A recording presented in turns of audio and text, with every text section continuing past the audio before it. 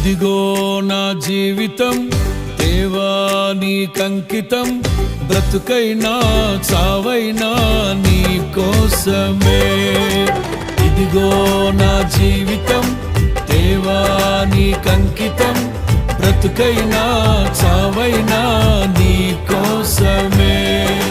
నాకున్నది నీ ఒక్కడివే, నీ బ్రతికేందుకు నీ ప్రేమ చాలయ్యా.